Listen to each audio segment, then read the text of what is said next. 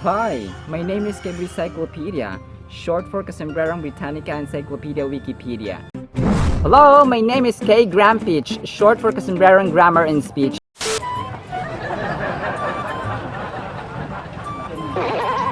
Do you think because Toto is not here, I'm doleful? Our vocabulary term is doleful. Doleful. Pauwiin si Toto. Pauwiin si Toto, Mr. Dictionary.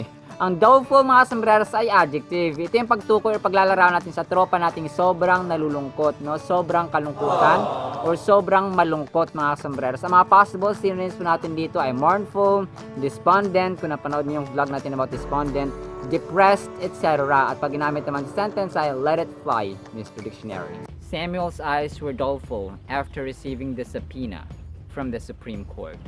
Doleful. Subpoena, subpoena, subpoena. The letters B and O are actually silent. It's not subpoena or subpoena. It's subpoena, subpoena, yada yada.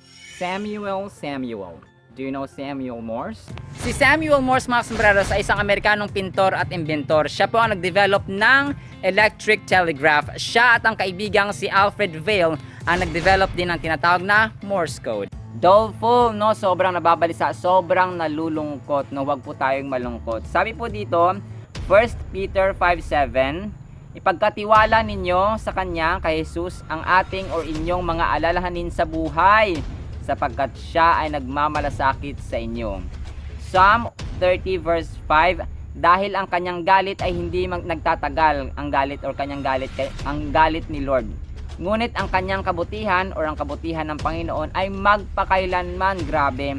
Maaring sa gabi ay may pagluha, pero pagsapit ng umaga ay may ligaya. Psalm 34:18, malapit ang Panginoon sa mga may bagabag or bagbag na puso at tinutulungan niya ang mga nawawala ng pag-asa. Mga kasombreros, marami talagang bad news, maraming mga hindi magandang balita sa pamilya, sa trabaho, sa school, no, kahit sa sarili natin, sa social media, sa balita, sa TV, no, kahit saan marami ang bad news. Pero ito yung patunay na ang Biblia po ay may sangkatutak na promesa, may sangkatutak na pangako ang Panginoon para sa atin. Kung kaya malungkot tayo, siguro sabi nga dito, no, may malungkot or pagluha sa gabi. Pero pagdating ng umaga, panibagong pag-asa at preskang kaligayahan ang hatid ng ating Panginoon. Kung kaya, let's read Love and Obey What's in the Holy Bible. Uy, ito po ay pako mga sombreros or pako-pako or fern sa English. May scientific name na Diplasium esculentum.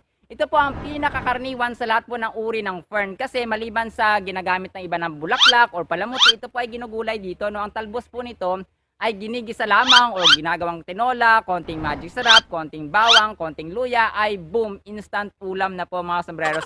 At saka nilibot talaga natin ang isla ng mabaos dito ha, para makahanap ng pako. Marami din po dito doon sa labasan, pero since may pinuntahan ako dito ay nanguhanan ako. Masarap po ito mga sombreros, try niyo po ako. Muli po, ito po si Kasombrerong Dennis aka Kuya Kim 2.0. Ito po ang inyong hamak na lingkod, Kasombrerong Dennis, at sa paghatid ng kaalaman at tawa ay kasama ko sina Kebri Cyclopedia o Kasombrerong Britannica Encyclopedia Wikipedia, si Mr. Dictionary, si K. Grampich or Kasombrerong Grammar and Speech, at sa tawa, syempre, si Toto, ang pinakakwela sa lahat na nagsasabing, sabayan nyo kami, ang buhay ay masalanan ng giniyang, masalanan ng giniyang faith of love, pag-Lord sa pag-asa. Muli po, maraming salamat po mga sombreros sa mga sumasama sa learning, sa wisdom, sa knowledge. Maraming salamat po at see you sa next segment.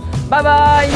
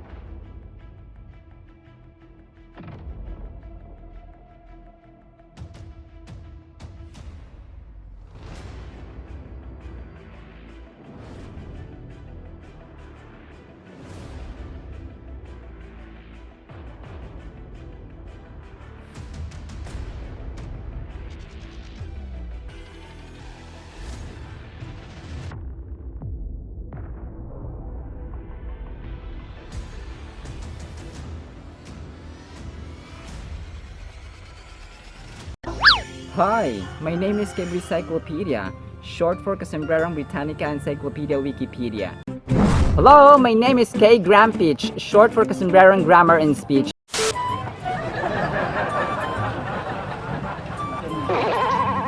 Toto is really gone. Our vocabulary term is drivel. Drivel. Paano kaya yung sumakay si Toto? Ba't kaya pinayagan siyang makasakay papunta dyan? Ang drivel mga sombreros ay pwedeng noun, pwedeng verb. Ito po yung pagsasalita mo na, salita ka ng salita, na mga walang kabuluhang bagay, hindi mahalagang bagay, walang halaga. Walang mga, parang walang kasense na mga bagay ang mga sinasabi mo mga sombreros. Ang mga possible synonyms po natin dito ay nonsense, babble, ramble, etc. At pag ginamit naman sentence ay give it up Mr. Dictionary. Instead of studying math, William drivels by talking irrelevant animals like tortoises. Drivel. Tortoise, tortoise, not tortoise. So notice that the final sound is a schwa sound. Tortoise, not tortoise. Yada yada. William. Do you know William Perkin? Si William Perkin mga sombreros ay isang British chemist at dahil siya ay may youthful curiosity ay na-discover niya ang kulay na purple. Si William Perkin mga sombreros ang nakaimbento ng kulay na purple, no? May kahawig sa violet or lila. Basahin po natin sa Biblia about purple. Acts 16:14.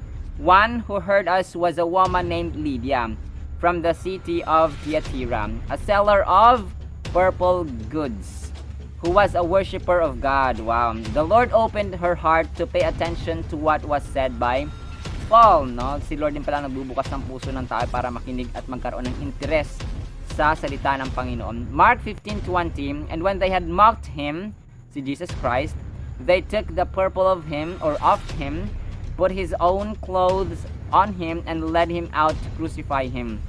So yan, purple na kulay ang damit o parang kinuha sa kanya. Revelation 17:4. The woman was arrayed in purple and scarlet, and adorned with gold and precious stones and pearls, having in her hand a golden cup full of abominations and the filthiness of her fornication. So ito naman, masama naman yung meaning dito ng, or parang ginamit ng babae, no, masamang babae, yung harlot, yung babaeng pinagmumula ng immoralidad, yung purple na na kulay. Esther 8:15. Then Mordecai went out from the presence of the king in royal robes of blue and white, with a great golden crown and a robe of fine linen and purple. Ito maganda naman. And the city of Susa shouted and rejoiced. Maraming mga symbolization mga sombreros or symbolisms ang purple sa Biblia. Pero according sa research ay parang it represents wealth, it represents royalty, it represents opulence, yung karangyaan at mataas na estado sa sosyedad ng isang tao. Pero yun nga, pasalamat tayo kay William Perkin kasi merong na-discover na purple pala ang kulay na yun. Pero sa Biblia ay na-note or na-document din po ang kulay na ito. Kung kaya, let's read, love, and obey what's in the Holy Bible. French fries nagmula sa patatas, may scientific name na Solanum tuberosum. Kung itatanong niyo mga sombreros kung ang kamote at ang patatas ay kabilang sa isang pamilya sa botany, ang sagot po ay hindi.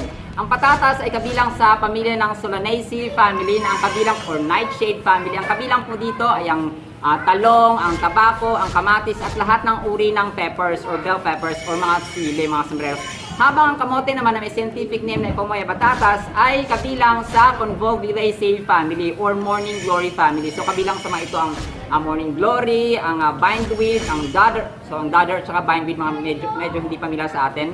Pero yan po pero ang mahalaga ang bottom line, meron tayong french fries na kinakain. Magkabilang man sila sa isang pamilya o hindi.